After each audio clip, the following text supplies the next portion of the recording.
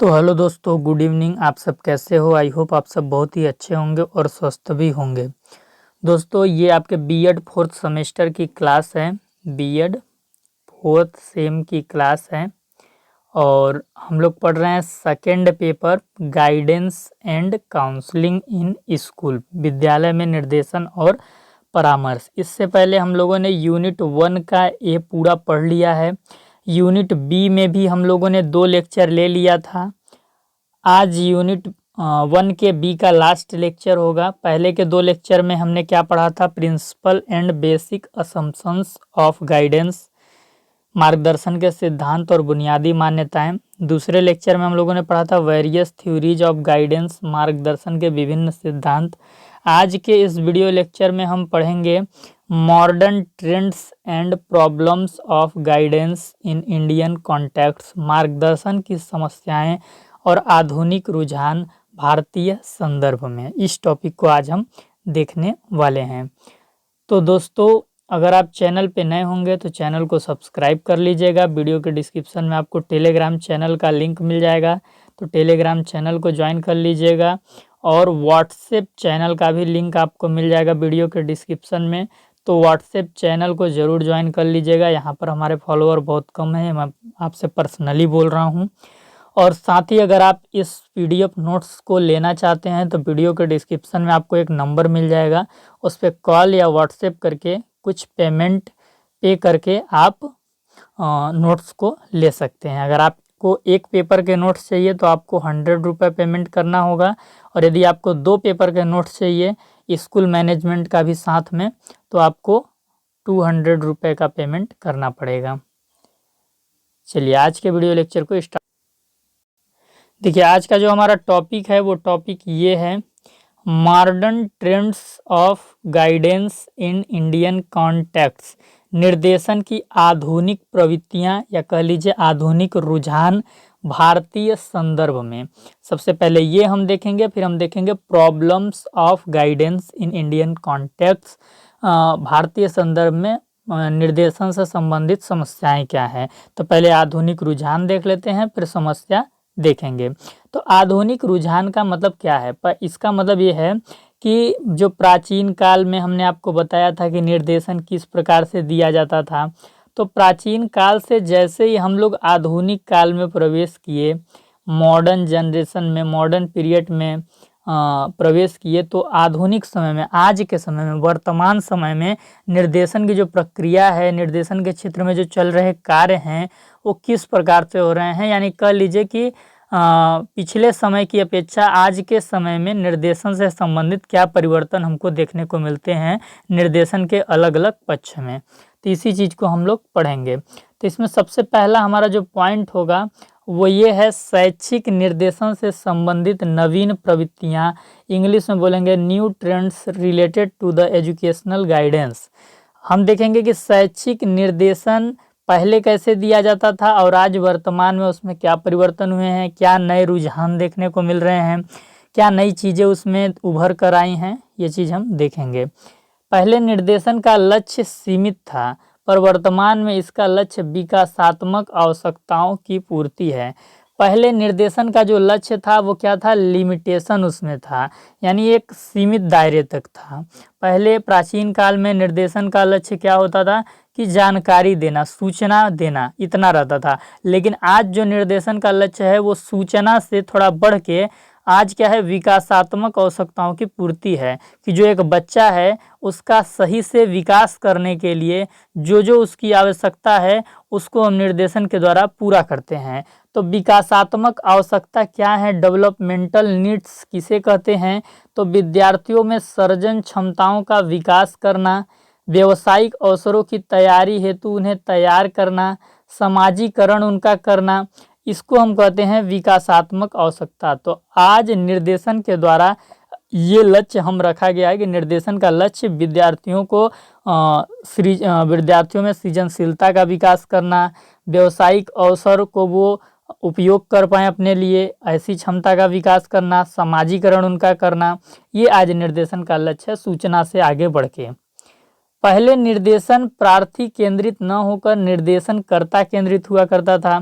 पहले क्या होता था कि जब निर्देशन देते थे तो जो गुरु थे, हमारे गुरुकुल में शिक्षा प्राप्त होती थी, तो जो गुरु बोलते थे बस उसको फॉलो करना रहता था, गुरु के बात पे कटाक्ष नहीं करना रहता था, वरना आप एक मतलब अच्छे विद्यार्थी नहीं कहलाते उस समय। उसमें गुरु ही सब कुछ हुआ करते थे और गुरु की बात को मतलब आप खंडन नहीं कर सकते थे। आज तो डेमोक्रेटिक टीचिंग का इन्वायरमेंट क्लासरूम में हमको मिलता है कि हम शिक्षक से सवाल कर पाते हैं, शिक्षक की बातों का खंडन कर पाते हैं, शिक्षक की आलोचना करने का अधिकार होता है, परंतु ये पिछले समय में नहीं था। तो पहले क्या था कि निर्देशन जो था वो निर्देशन कर्ता केंद्रित था, यानी जो निर्देशन दे रहा है उसी के ऊपर पूरा इन्वायरमेंट कंट्रोल्ड होता था, वो जैसा चाहेगा वैसा ही होगा और विद्यार्थियों को वही चीज़ें फॉलो करनी है। लेकिन अभी क्या है, अभी निर्देशन प्रार्थी केंद्रित है, क्लाइंट सेंटर्ड है, या कह लीजिए स्टूडेंट सेंटर्ड है। उसके हिसाब से, उसकी जो आवश्यकता है उसके हिसाब से निर्देशन की प्रक्रिया को बनाया जाता है, निर्देशन की प्रक्रिया को कराया जाता है। यानी सब कुछ आज प्रार्थी को देखते हुए, क्लाइंट को देखते हुए चीज़ें कराई जाती हैं। पर अब इसे विद्यार्थी व्यक्तिगत सेवा के रूप में विकसित किया जा रहा है कि विद्यार्थी की जो आवश्यकताएं हैं उसको पूरा करने के लिए निर्देशन को आज दिया जाता है। तो चलिए ये पॉइंट हो गया। तो आज ये आधुनिक रुझान की यदि हम बात करें तो शैक्षिक निर्देशन के क्षेत्र में लक्ष्य का रुझान परिवर्तन, मतलब लक्ष्य में जो परिवर्तन था ये रुझान हमको देखने को मिल रहा है। पहले लक्ष्य था सूचना देना और पहले निर्देशन कर्ता केंद्रित निर्देशन हुआ करता था, अब लक्ष्य सूचना से आगे बढ़कर विकासात्मक आवश्यकताओं की पूर्ति करना और प्रार्थी केंद्रित निर्देशन हमें देखने को मिलता है शैक्षिक निर्देशन के क्षेत्र में। दूसरा पॉइंट क्या है, दूसरा पॉइंट है निर्देशनकर्ता या परामर्शदाता के प्रशिक्षण कार्यक्रमों में परिवर्तन देखने को हमें मिलते हैं। Changes in guide oblique counsellors training programme कि पहले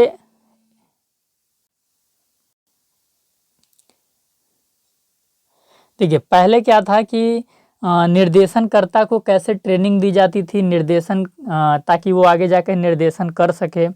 परामर्शदाता जो काउंसलर होते हैं उनको कैसे ट्रेनिंग दी जाती थी, उसमें भी कुछ चीज़ें परिवर्तन हुई हैं। क्या परिवर्तन हुई है, देखिए परामर्शदाता के प्रशिक्षण से संबंधित पाठ्यक्रम में आज व्यापक स्तर पर परिवर्तन किए गए हैं। मनोविज्ञान, तकनीकी ज्ञान, कंप्यूटर प्रणाली, अनुसंधान की नवीन एवं प्राचीन विधियों एवं प्रविधियों का।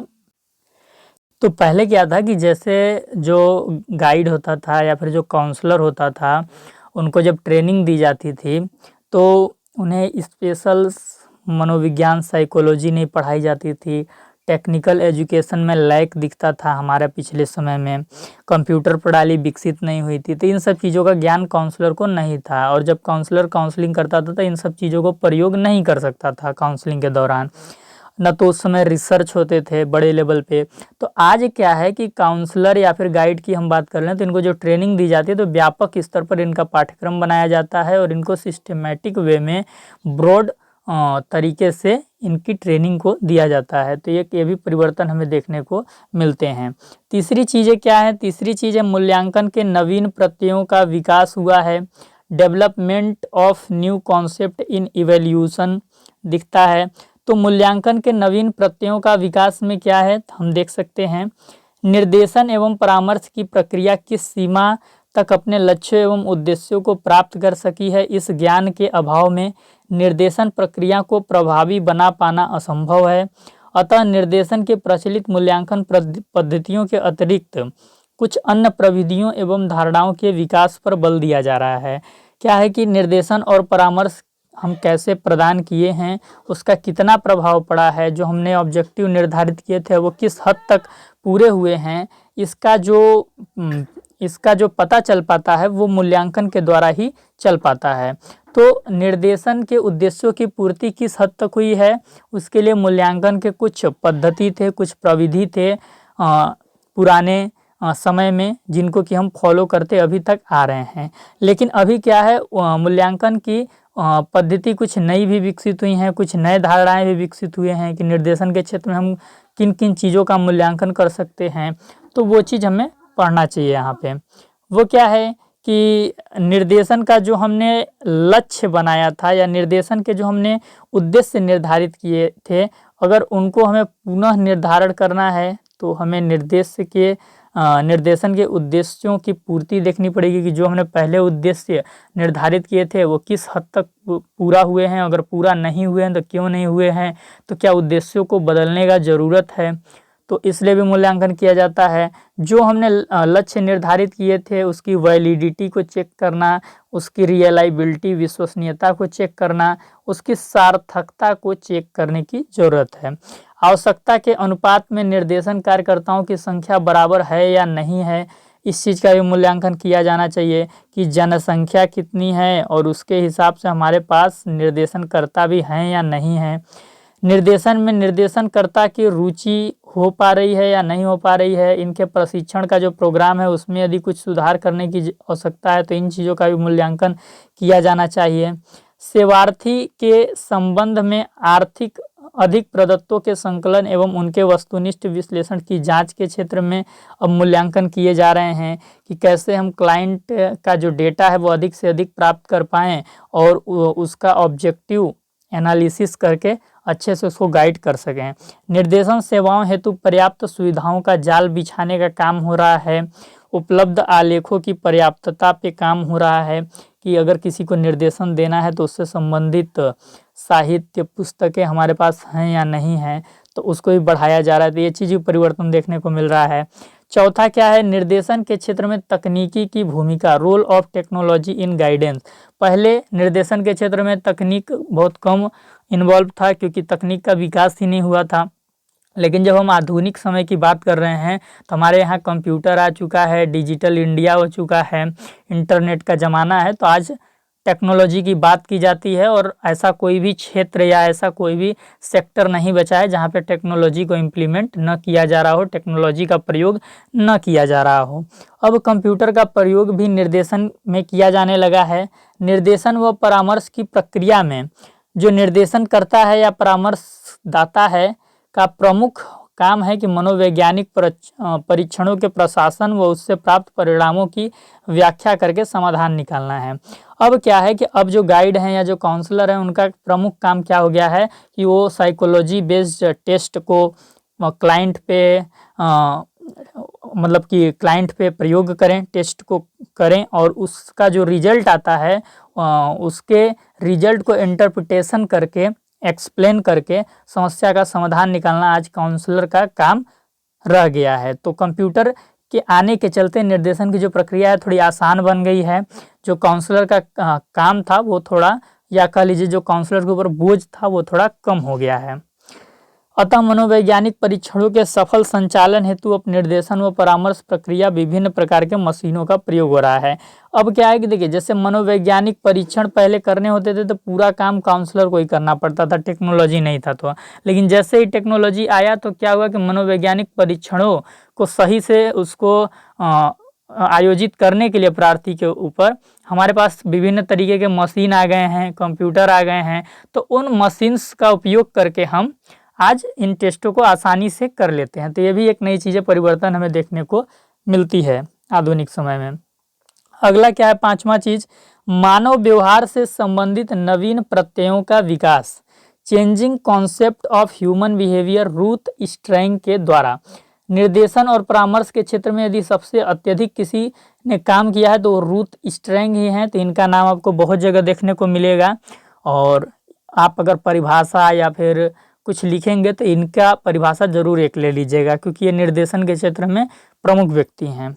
तो देखिए, मानव व्यवहार से संबंधित नवीन प्रत्यय क्या आ गए हैं निर्देशन के क्षेत्र में, कि पहले क्या होता था कि निर्देशनकर्ता केंद्रित निर्देशन होता था, लेकिन अब क्लाइंट सेंटर्ड गाइडेंस या काउंसलिंग अब दिया जाता है, जिसमें हम क्लाइंट की आवश्यकता, विकास स्तर, रुचि को आधार बनाकर गाइडेंस की प्रक्रिया को निर्धारित करते हैं कि गाइडेंस किस तरीके से देना है।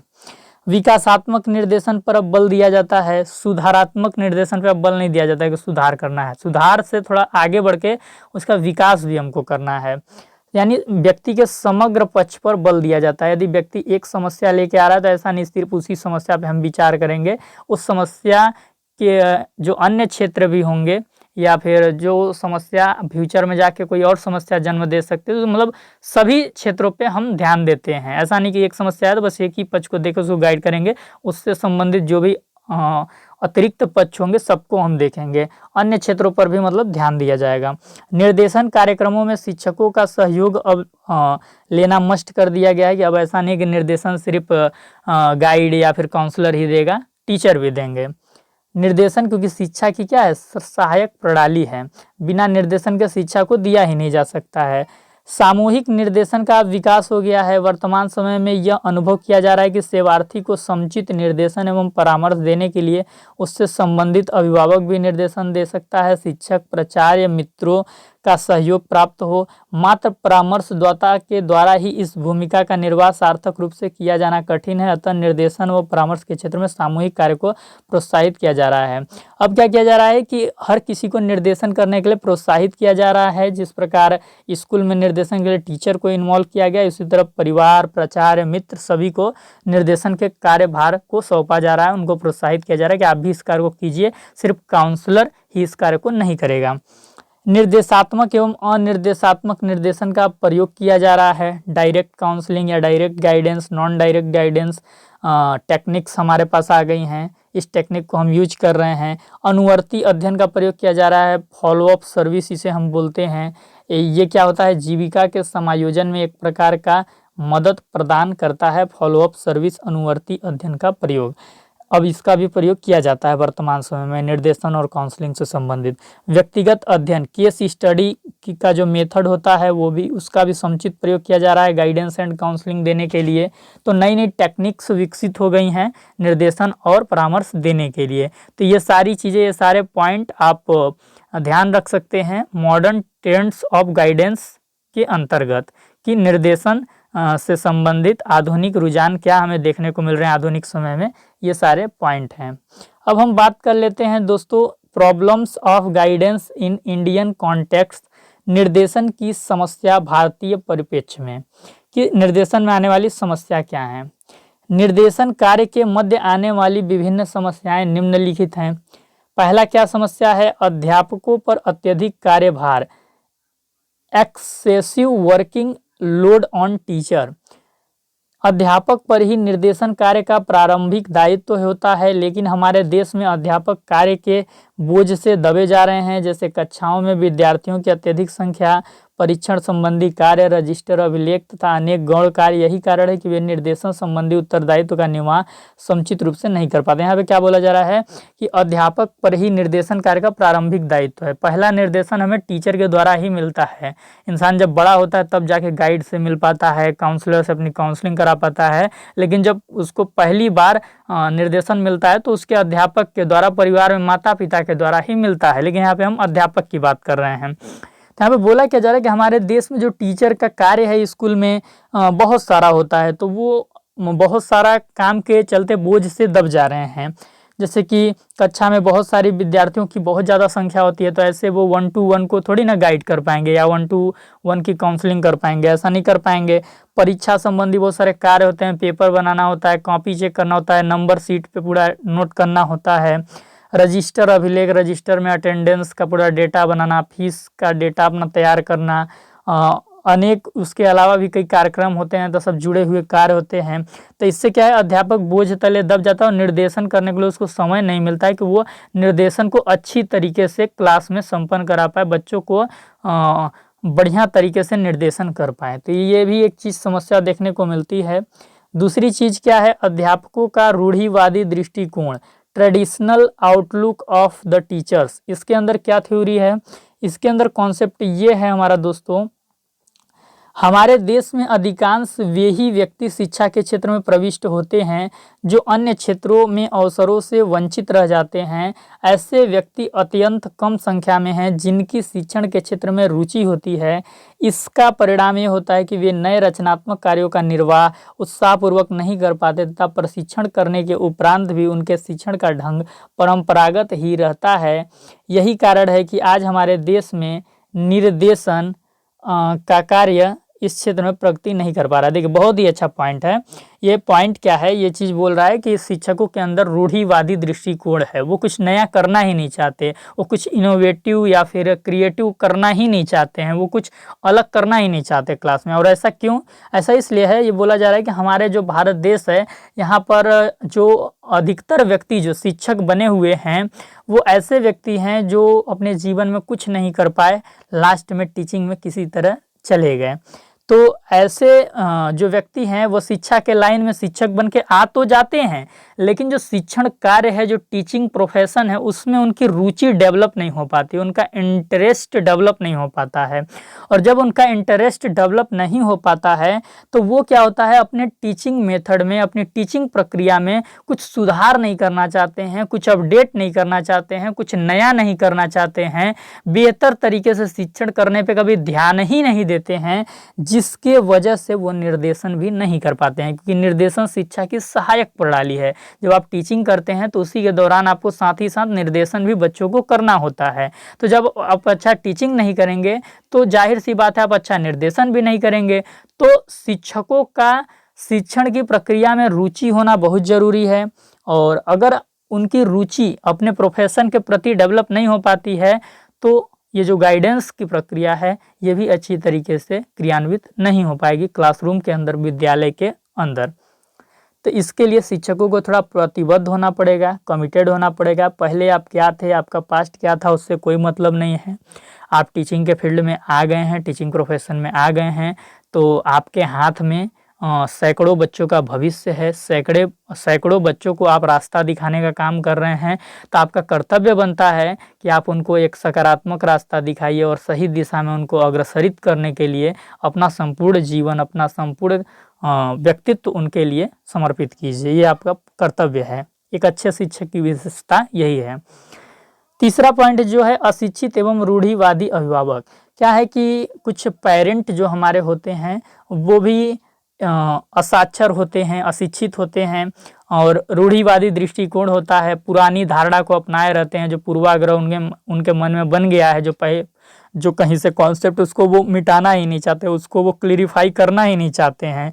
तो उसके वजह से भी निर्देशन हमारा अभी तक सभी जगह नहीं दिख पाता है। ग्रामीण क्षेत्र की अधिकांशतः जनता निर्देशन के नाम से भी अनभिज्ञ है। जो गांव के लोग होते हैं, अधिकतर गांव के लोग गाइडेंस को जानते भी नहीं, भैया क्या निर्देशन होता है, उनको कोई नहीं पता। वही चीज़ आप उनको बोलिए कि वो सलाह चाहिए तो वो चीज़ समझ जाएंगे गांव के लोग, लेकिन आप पूछेंगे गाइडेंस का होला भैया तो उनको नहीं पता रहेगा, ठीक ना।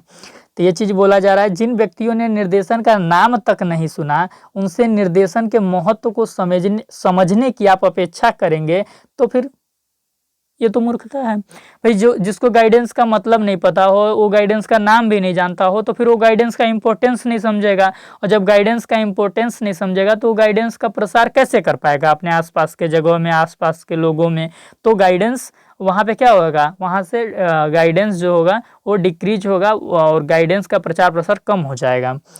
तो वे भी अपने बालकों को अपनी परंपरा अनुसार व्यवसाय चयन हेतु बाध्य करते हैं। अब देखिए, जो अभिभावक पढ़ा लिखा नहीं है, अशिक्षित है, उसको निर्देशन का महत्व तो नहीं पता है, तो वो अपने बच्चों को कैसे गाइड करेगा, मनमानी तरीके से गाइड करेगा। गाइड क्या करेगा, उसको बल्कि गलत दिशा में डाल देगा। तो क्या करते हैं, जो माता पिता पढ़े नहीं होते हैं वो अपने बच्चे को क्या करते हैं कि जवन काम हम करत रहली, यानी कि जो काम माता पिता कर रहे थे पहले से, अब बच्चा भी वही काम करेगा। यानी अगर माता पिता किराना के दुकान पे जीरा, धनिया, गुड़, चीनी बेच रहे थे तो बच्चे की भी पढ़ाई लिखाई चूल्ही के बाण में डालकर, यानी कि पढ़ाई लिखाई को साइड में रख कर बच्चे को भी दुकान पे बैठा देंगे कि अब तुम भी बन जाओ सेठ जी, पढ़ाई लिखाई नहीं करनी, आगे जाके यूपीएससी की तैयारी नहीं करनी है, आगे जाके तुमको किसी टीचिंग कंपटीशन एग्जाम की भी तैयारी नहीं करनी है, चुपचाप जीरा, धनिया, गुड़, तेल, मसाला बेचो, ज़्यादा दिमाग मत लगा। तो सही तरीके से गाइड नहीं कर पाते, क्योंकि ना तो उनको गाइडेंस पता होता है, ना गाइडेंस का इम्पोर्टेंस पता होता है। व्यवसाय के चयन में अपना दृष्टिकोण वो निष्पक्ष नहीं रखते हैं। जो चीज़ वो कर रहे हैं, जो उनको सही लगता है, वही चीज़ वो बच्चों पे भी थोप देते हैं कुल मिला के। तो पक्षपात हो जाता है वहाँ पे बच्चों के साथ, और यह भी निर्देशन की प्रगति में एक बाधा है, या कह सकते हैं ये एक समस्या बन के उभर रहा है, अभिभावकों का अशिक्षित होना। ठीक, इसके लिए हमें प्रौढ़ शिक्षा को इम्प्लीमेंट करना होगा गांव-गांव में, शहर-शहर में। चौथा पॉइंट क्या है? चौथा पॉइंट है आपका प्रशिक्षित अध्यापक का अभाव। हमारे यहाँ आप देखते होंगे स्कूल में बहुत सारे प्रोफेसर होते हैं जो गेस्ट के आधार पे अपॉइंट किए जाते हैं। वो क्या कहते हैं कि गेस्ट होते हैं एक तरीके से, और बहुत ज़्यादा शिक्षक पहले हमारे यहाँ संविदा पे भी जो शिक्षा मित्र होते थे उनकी भर्ती कराई जाती थी। तो ट्रेन टीचर हमारे स्कूल में कम दिखते हैं, और कुछ टीचिंग कंपटीशन एग्ज़ाम पास भी करके आते हैं तो वो पेपर लीक की समस्या आज हमारे भारत में प्रमुख तरीके से है। तो वो किसी तरह पास हो जाते हैं और बाद में बच्चों का भविष्य खराब कर देते हैं अच्छे तरीके से, न तो निर्देशन कर पाते हैं, न टीचिंग कर पाते हैं। तो ये भी एक समस्या है, टीचरों का ट्रेंड होना, लैक ऑफ ट्रेंड टीचर। हमारे यहाँ ये भी समस्या देखने को मिलती है, जिससे कि निर्देशन प्रगति नहीं कर पा रहा है। निर्देशन सेवा का जो जाल है वो पूरे भारत में फैलाने में हम असक्षम हो रहे हैं। निर्देशन प्रदान करना जन सामान्य अथवा सामान्य व्यक्तियों का कार्य नहीं है कि कोई भी कर ले। इस कार्य को मात्र योग्य, प्रशिक्षित, कुशल एवं धैर्य युक्त व्यक्ति ही कुशलता के साथ कर सकते हैं। देखिए, निर्देशन प्रदान करता, जनरली निर्देशन तो भाई कोई भी कर सकता है, माता पिता, आपका दोस्त, अभिभावक, कोई भी। लेकिन उसी निर्देशन को सिस्टमेटिक वे में, ऑर्गेनाइज्ड वे में जो प्रदान करता है वो आपका शिक्षक होता है, और वो आपसे ज़्यादा योग्य होता है, आपसे प्रशिक्षित होता है, कुशल होता है, पेशेंस भी उसके पास होता है, तब आपको निर्देशन कर पाएगा। तो बच्चे क्या होते हैं? एग्रेसिव होते हैं, बच्चों को सही गलत की समझ नहीं होती है। बच्चा टीचर से लड़ भी जाता है, टीचर की बेइज्जती भी कर देता है, टीचर को कुछ ऊंच नीच भी बोल देता है। लेकिन वहाँ पे शिक्षक का क्या कर्तव्य है कि शिक्षक वहाँ पे क्या है? बुद्धिमान प्राणी है, वो बुद्धिजीवी है। तो यहाँ पे शिक्षक के पास पेशेंस होना चाहिए। ऐसा नहीं कि तू मैं अगर बच्चा भी कर रहा है तो शिक्षक भी आ गया तू क्या बे, और बच्चा भी बोल रहा है तू क्या बे, ऐसा नहीं। शिक्षक के पास पेशेंस होता है, वो ज़्यादा योग्य होता है, ज़्यादा प्रशिक्षित होता है, तो उसका यहाँ पे फर्ज बनता है कि वो चीज़ों को अच्छे तरीके से डील करे, और चीज़ों को, डैमेज को कंट्रोल करने की उसके अंदर क्षमता हो, और उसके साथ वो बच्चों को निर्देशन कर पाए। तो निर्देशन प्रक्रिया में थोड़ी सी असावधानी से एक व्यक्ति का समस्त जीवन नष्ट हो सकता है। अतः जो प्रशिक्षित नहीं है उन्हें निर्देशन कार्य नहीं सौंपना चाहिए।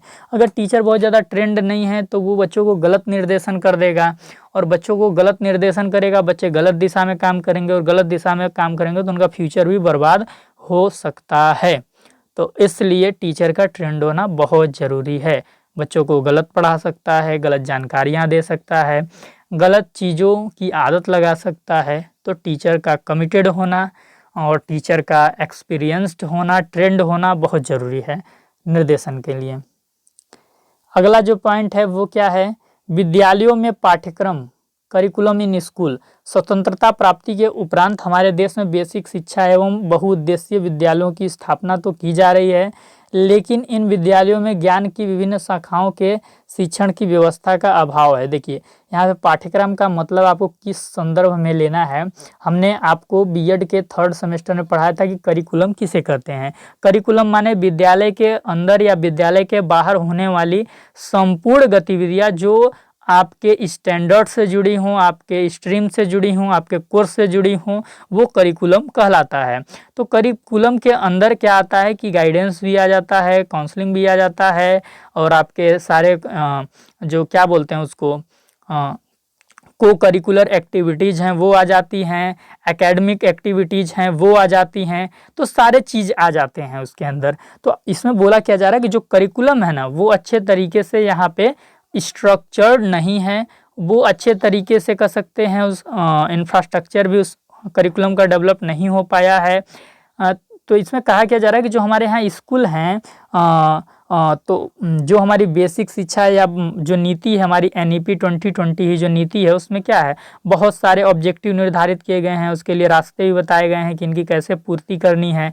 लेकिन हमारे भारत के बहुत सारे ऐसे विद्यालय हैं जहाँ पे हम सही से करिकुलम की व्यवस्था कर सके, उस करिकुलम को क्रियान्वित करने के लिए जो हमको सुविधा चाहिए, जो साधन चाहिए, जो धन चाहिए, वो हमारे स्कूल के पास आज नहीं है, जिसके वजह से क्या है, निर्देशन पिछड़ा है। हर स्कूल में न तो एक प्रमुख निर्देशन करता है, न तो कोई स्पेशल काउंसलर है 5 विद्यालय पे, 10 विद्यालय पे, जिसके कारण हम करिकुलम को पूरा नहीं कर पाते हैं। तो ये भी हमारे यहाँ निर्देशन के पिछड़ने का एक कारण है, ये चीज़ है। अगला पॉइंट क्या है? विद्यालयों में विद्यार्थियों की बढ़ती हुई संख्या, increasing number of student in school. हमारे देश में बढ़ती हुई जनसंख्या का प्रभाव समस्त क्षेत्रों पर पड़ रहा है। इससे शैक्षिक क्षेत्र भी अछूता नहीं रहा। विद्यालयों में उपलब्ध शैक्षिक सुविधाओं एवं साधनों की अपेक्षा विद्यार्थियों की संख्या बहुत अधिक होती है। कक्षा में छात्रों की अधिक संख्या होने के कारण शिक्षक को विद्यार्थी से वैयक्तिक संपर्क स्थापित करने में अत्यंत कठिनाई होती है। यह निर्देशन की व्यवस्था पर सवाल खड़ा करती है। बोला जा रहा है कि अगर कक्षा में बहुत ज़्यादा विद्यार्थियों की संख्या हो जाएगी और ऐसे में जो शिक्षक है वह एक एक स्टूडेंट को से व्यक्तिगत संपर्क नहीं रख पाएगा, यानी व्यक्तिगत निर्देशन नहीं कर पाएगा, तो ये भी निर्देशन की व्यवस्था पे सवाल खड़ा करती है। क्योंकि हमें किसी भी व्यक्ति को निर्देशन करना है तो हमें उसकी व्यक्तिगत जानकारी होनी चाहिए, और व्यक्तिगत जानकारी हमें व्यक्तिगत संपर्क से मिलती है। तो बहुत ज़्यादा संख्या होने के कारण इंडिविजुअल जो कांटेक्ट है वो स्टूडेंट से हम स्थापित नहीं कर सकते। तो ये भी एक चीज़ समस्या हमें दिखती है। अगला जो पॉइंट है वो क्या है, विद्यालयों की दयनीय आर्थिक दशा, poor economic conditions of school. School के पास धन नहीं है, बजट नहीं है, इंफ्रास्ट्रक्चर नहीं है, तो फिर गाइडेंस अच्छे से कहाँ वहाँ मिल पाएगा। हमारे देश के अधिकांश विद्यालयों की आर्थिक दशा अत्यंत दयनीय है। इनमें से कुछ विद्यालय तो ऐसे भी हैं जो कि अपने शिक्षकों को वेतन तक सही से समय पे नहीं दे पाते हैं। तो ऐसी स्थिति में इन विद्यालयों में निर्देशन कार्यों में होने वाले व्यय को वहन करने की आशा तो व्यर्थ ही होगा। जो स्कूल अपने टीचर्स को सही से सैलरी नहीं दे पाएगा तो निर्देशन करने के लिए कुछ हमारे हमको साधन भी चाहते हैं, कुछ पुस्तकें चाहिए होती हैं, कुछ इक्विपमेंट चाहिए होते हैं, कुछ एक्टिविटीज़ हमको करा के निर्देशन देना पड़ता है। तो जो चीज़ चाहिए होते हैं उस पे जो खर्चा आएगा वो स्कूल कहाँ वहन कर पाएगा। तो ये भी जो हमारे यहाँ स्कूल पुअर कंडीशंस में हैं, ये भी निर्देशन के पिछड़ने का एक कारण है। साधनों का अभाव, लैक ऑफ रिसोर्सेस। हमारे देश के विद्यालयों में विकसित देशों के विद्यालयों के समान साधनों की पर्याप्तता नहीं है। समझिए क्या कह रहा है, एक होते हैं विकसित देश और एक होते हैं विकासशील देश। ठीक, हमारा भारत कैसा देश है, विकासशील देश है। तो ये जो थ्योरी है इसमें क्या बोला जा रहा है कि जो विकसित देश में स्कूल हैं उनके पास निर्देशन के लिए पर्याप्त साधन है, लेकिन जो विकासशील देश हैं इसमें जो स्कूल हैं इसमें निर्देशन के लिए पर्याप्त साधन है ही नहीं। तो फिर हम निर्देशन सही से कैसे दे पाएंगे। तो इस कारण निर्देशन से संबंधित जो योजनाएं बनाई गई हैं, जो पॉलिसी बनाई गई हैं, वो क्या है, सिर्फ प्रतिवेदन है, सिर्फ एक रिपोर्ट है, कागज पे अंकित सिर्फ एक डाटा बनकर रह गई हैं। उनको इम्प्लीमेंट करने के लिए हमारे पास साधन ही हमको नहीं दिया जाता है, खाली वो पॉलिसी के रूप में बन के रह गई हैं। तो ये चीज़ भी समस्या है। अगला पॉइंट क्या है, निर्देशन के क्षेत्र में शोध कार्य का अभाव, lack of research work in the field of guidance. निर्देशन के क्षेत्र में अभी तक शोध कार्य अत्यंत अल्प है। ऐसा नहीं कि शोध कार्य नहीं हो रहा है, गाइडेंस एंड काउंसलिंग के ऊपर रिसर्च हो रहा है, लेकिन क्या है, धीमी गति से हो रहा है। कम लोग इस क्षेत्र में रिसर्च करने के लिए आ रहे हैं। यही कारण है कि हमारे देश में निर्देशन का कार्य प्रगति नहीं कर पा रहा है, यानी निर्देशन पे अनुसंधान करना मुख्य धारा में अभी नहीं आ पाया है। जो रिसर्चर हमारे होते हैं, जो पीएचडी करने जाते हैं, वो गाइडेंस टॉपिक पे कम रिसर्च कर रहे हैं। अतः विश्वविद्यालयों में निर्देशन के क्षेत्र में शोध कार्यों को बढ़ावा देना चाहिए। बढ़ावा देने के लिए कुछ नीतियां लाना चाहिए, कुछ एक्शंस लेने चाहिए। अगला जो पॉइंट है, जाति व्यवस्था का प्रभाव, impact of caste system. Bharat में जाति व्यवस्था व्यावसायिक निर्देशन का सबसे प्राचीन रूप है। पहले व्यवसाय के लिए जब कोई निर्देशन मांगने आता था तो अगर कोई शर्मा है, शर्मा को नौगा बोलते हैं, अगर वो निर्देशन लेने आया कि भैया जी मैं क्या करूं, तो बोलते थे तुम क्या हो, तो बोलते थे नाऊ है, तो बोलते थे बाल काटो, दूसरा काम मत करो। उसी तरह कोई बनिया आ गया, बोला कि भैया मैं क्या करूं, तो बोले क्या हो, बनिया है, जाओ जीरा धनिया बेचो, दुकान खोल लो। तो क्या होता था, जाति व्यवस्था के हिसाब से हम निर्देशन करते थे। लेकिन आज ये चीज़ें तो ये भी चीज़ क्या है, समस्या है। हमको जाति व्यवस्था के हिसाब से निर्देशन नहीं करना है। व्यक्ति के अंदर क्या रुचि है, उसकी क्या योग्यता है, उसके अंदर किस चीज़ की कौशल है, उसके हिसाब से हमें उसको व्यवसाय चुनने के लिए बोलना चाहिए। तो ये भी चीज़ यहाँ पे बोला गया है, इस व्यवस्था में बालक की रुचि, योग्यता, क्षमता इत्यादि का ध्यान नहीं रखा जाता है। अगर नाऊ है तो बाल काटेगा, बनिया है तो जीरा धनिया बेचेगा, ब्राह्मण है तो पूजा कराएगा। वर्ण व्यवस्था वाला सिस्टम को अप्लाई कराया जाता है। परंपरागत एवं जातिगत व्यवस्था को ही बालक को करना पड़ता है। इससे निर्देशन की प्रक्रिया क्या होती है, दूषित हो जाती है। अगर ऐसा ही करना है तो फिर निर्देशन क्यों है, तो ये चीज़ है। तो कुल मिला के आज के इस वीडियो में जो मॉडर्न ट्रेंड्स थे गाइडेंस के, वो भी हमने पढ़ लिए हैं। जो गाइडेंस में प्रॉब्लम्स, जो गाइडेंस के क्षेत्र में प्रॉब्लम्स आती हैं वो भी हम लोगों ने पढ़ लिया। तो दोनों टॉपिक हमने कवर कर लिया। अगर इसमें आपको कहीं पे कोई चीज़ समझ नहीं आई होगी तो आप हमसे पूछ लीजिएगा कमेंट करके। चैनल पे नए होंगे तो चैनल को सब्सक्राइब कर लीजिएगा। वीडियो के डिस्क्रिप्शन में टेलीग्राम चैनल का लिंक होगा, उसे ज़रूर ज्वाइन कीजिएगा। साथ ही साथ आप हमारे व्हाट्सएप चैनल को ज़रूर ज्वाइन कीजिएगा। यहाँ पे फॉलोवर बहुत कम हैं, ये चीज़ पर्सनल आपसे रिक्वेस्ट है। और अगर आप इस पीडीएफ नोट्स को ख़रीदना चाहते हैं तो व्हाट्सएप ग्रुप में एक नंबर होगा, उस पर कांटेक्ट करके आप इस पीडीएफ नोट्स को प्राप्त कर सकते हैं। चलिए फिर मिलते हैं अगले सेशन में। यूनिट 1 का जो बी है वो समाप्त हो गया है और बहुत ही खुशी की बात है कि अगले सेशन से हम लोग यूनिट 2 का ए पढ़ना स्टार्ट कर देंगे। ठीक।